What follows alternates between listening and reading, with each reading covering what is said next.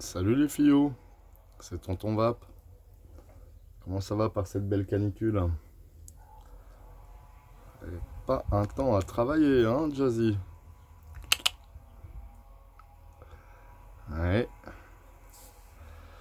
Bon ben, vous voulez qu'on aille faire une petite balade? Allez, c'est parti.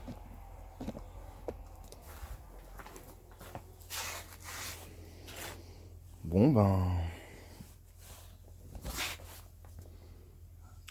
ici on a un petit gingembre, donc en pot, pour pouvoir récolter les racines. Avec quelques plants de campagne pour voir. Ici c'est la peinture à la farine, la recette de Jérôme. Merci les Jérôme.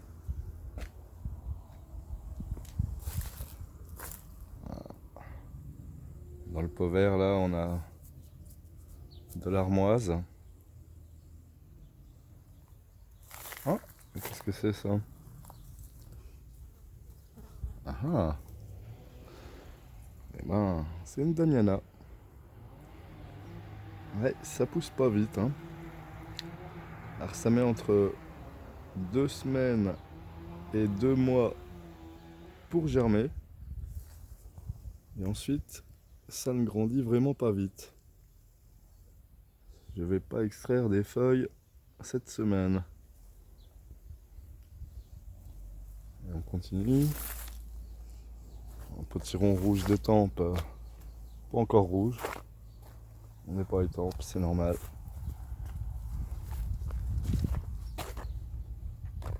Les vestiges d'une fête.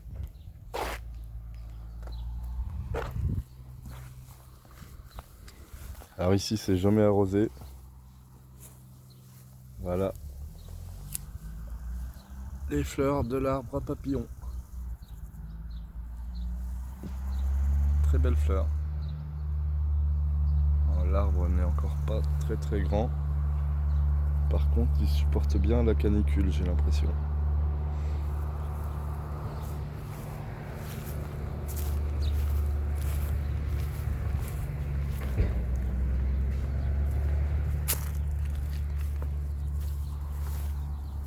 Les cucurbitacées ont très soif.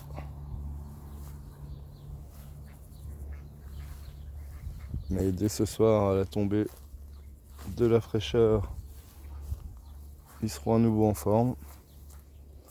Par contre, les tomates sans arrosage, elles ont du mal, elles souffrent. Le tournesol, lui, c'est impeccable. Il se plaît bien. Ici, on a un porte-graines de tomates avec, pour la première année, une invasion de punaises arlequins. Alors, je sais pas si c'est parce que j'ai beaucoup de semences de carottes ou si c'est pour une autre raison, mais j'avais jamais vu cette punaise avant. C'est la première année que j'en vois.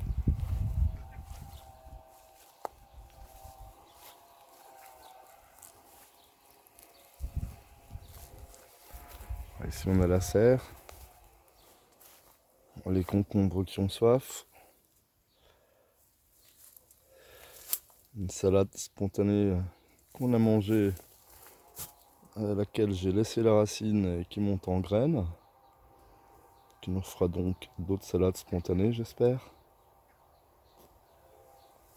Ici, on a un coqueret du Pérou spontané, à la même place que l'année dernière. Voilà, une belle coriandre en fleurs. Voilà, alors ça c'est le milieu de ma serre. J'ai tout ressemé. Parce que tout ce qui a des grandes racines se fait dévorer par les rats aux pieds, les campagnols, par les plantes en pot, heureusement. Un joli melon poire.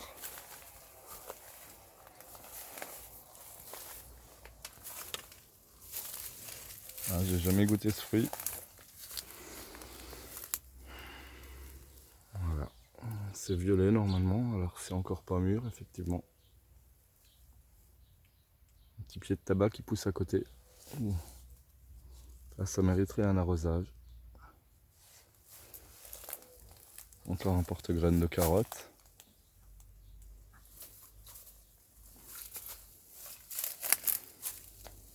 Mon pied de mauve sur lequel je prélève de quoi vaporiser.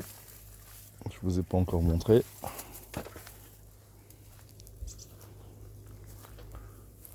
Ici, on a un beau pied de tabac que j'ai laissé fleurir. C'est pas lui la star du pot. C'est elle.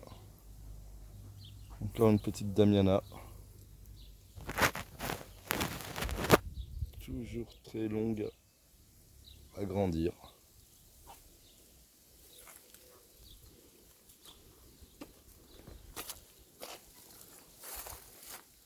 Ah, ici,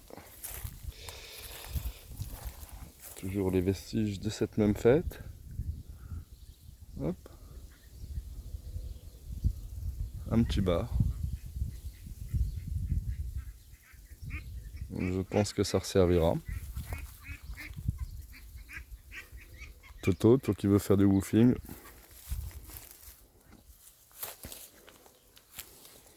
Bon bah ici j'ai semé de la grosse blonde paresseuse.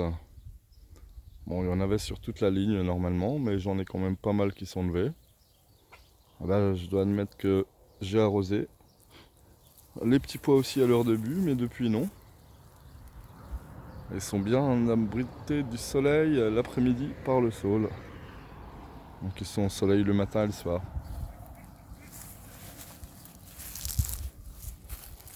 Ici, ça sera sûrement ma première tomate rouge en extérieur.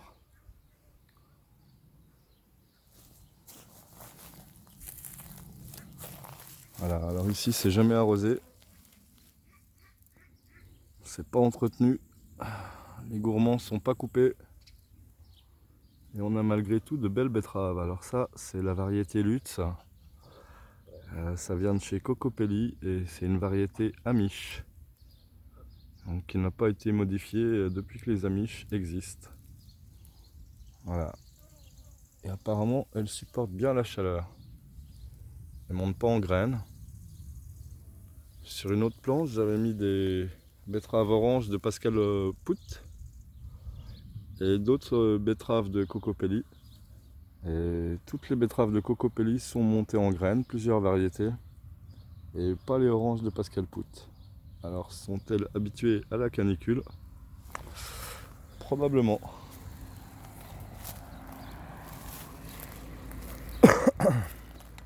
Voilà, un porte-graines de carottes, toujours, et de betteraves, pour changer.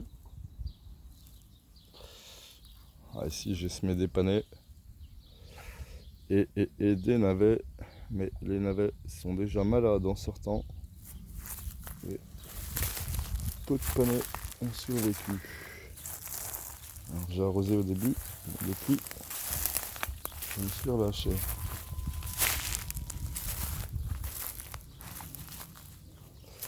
Voilà, alors ici c'était une butte de pommes de terre. Il n'y a plus aucun pied apparent, le lin apparaît seulement. Donc je saurai l'année prochaine, hein. Il faut que je mette le lin bien plus tôt, ou les pommes de terre bien plus tard. Mais j'envisage quand même de décaler ma saison de pommes de terre, espérant être épargné par les dorifores, parce qu'en pleine saison, c'est l'invasion. Comme vous pouvez le voir sur cette bâche. Alors ce qui est bizarre, c'est que juste à côté de la bâche, là, dans cette butte que vous voyez non désherbée, j'ai aussi un pied de pomme de terre, spontané de l'année dernière, et lui il n'est pas attaqué. Alors que là, comme je vous dis, c'est l'invasion. Alors je comprends pas pourquoi les dorifores s'arrêtent à un endroit. Il y a des plantes sauvages ici aussi, et normalement il y avait aussi des pieds de pommes de terre. Et voilà. Bon là j'ai aussi des campagnols. Parce que comme vous voyez, je pense pas que c'est la sécheresse qui ait abattu ce pied de tomate. Et voilà, ici le retour des doryphores dans la même butte.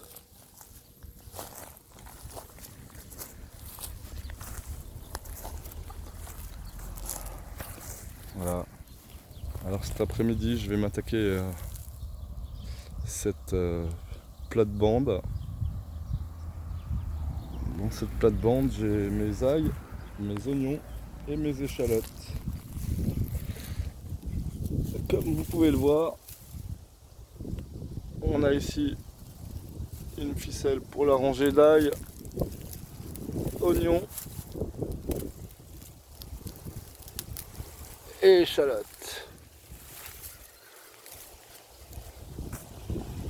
Donc voilà, je vais vous épargner la récolte, hein, ça ferait long. On va voir ce que ça donne.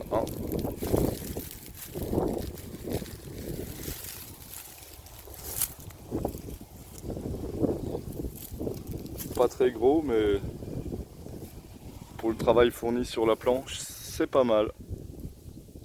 J'ai mis une bâche à l'automne dernier, j'ai débâché au printemps, j'ai posé mes bulbes et j'ai recouvert de paille et de foin. Voilà, c'est tout ce que j'ai fait. Jamais entretenu une seule fois. Et en bonus, de la Reine des Prés. C'est mon adventice principal ici. Voilà. Donc là-bas des feuilles, ici des fleurs. Voilà, des belles fleurs de Reine des Prés. Voilà. Donc voilà. Bon, sur ce, j'ai du boulot, hein. C'est pas facile de repérer où ils sont cachés pour certains. Donc je vous dis à bientôt les fillots. Allez, bonne vape à tous et bon jardinage.